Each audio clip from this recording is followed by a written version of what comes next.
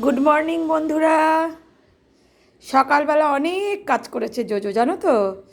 আজকে রূপা মাসি আসেনি তো, তাই ওর মার সাথে সাথে ঘর ঝাড় দিয়েছে, ঠাকুরে বাসন মেজেছে, বিছানা গুছানোতে হেল্প করেছে, অনেক কাজকর্ম করে সবজি কাটাতে হেল্প করেছে।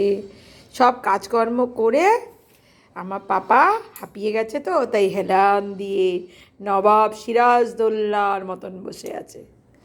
দেখেছো তোমরা কেমন করে হেলান দিয়ে বসে আছে আমার বাচ্চা? আমার একটা ছোট মটন পুকু মটন এবার সোজা হয়ে বসেছে।